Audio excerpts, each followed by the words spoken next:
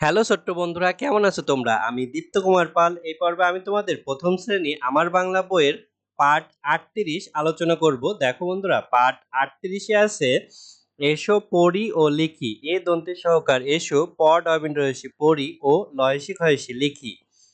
তো এখানে দেখো আমরা সুন্দর একটি ছবি দেখতে পারছি।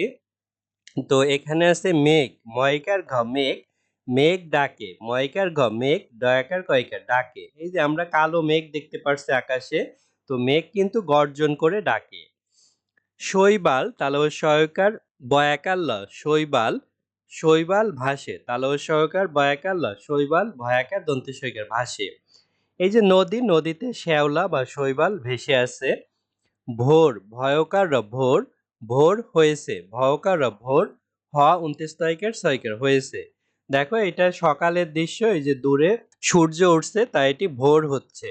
নৌকা দন্তে নৌকার কয়াকার নৌকা, নৌকা চলে দন্তে নৌকার কয়াকার নৌকা চলয়কার চলে। দেখো এখানে আমরা নদীতে একটি নৌকা দেখতে পারছি, এই লোকটি বৈঠা দিয়ে নৌকা বাইছেন। তারপর দেখো এখানে আছে পড়ি ও লিখি, এখানে আছে মেঘ, শৈবাল, ভোর, নৌকা। তো এই শব্দগুলো তোমাদের সুন্দর করে খাতায় লিখতে হবে। দেখো আমি এখানে একবার করে লিখে দেখাচ্ছি। যেমন মেঘ লিখতে হলে ময়কার ঘ, ময়কার এভাবে আমরা লিখব। তোমরা হাত ঘুরায় সুন্দর করে লিখবে। তারপরে ময়কার ঘ, আমরা ঘ লিখব। দেখো এভাবে ঘ মেঘ।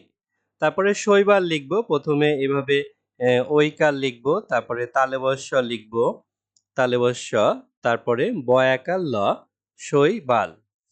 এভাবে আমরা বয়াকার লিখব, তারপরে ল লিখব।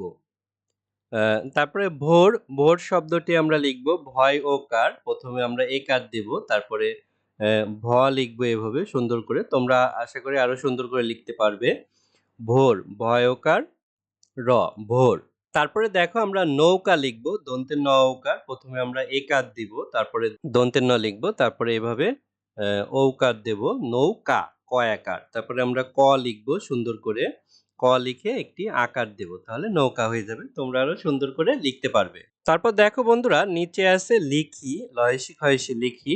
নদীতে শৈবাল ভাসে, দন্তের ন দয় দীর্ঘি তয়কার, নদীতে তালব্য সহকার বয়াকার ল, শৈবাল ভয়াকার দন্তের সহায়কার ভাসে।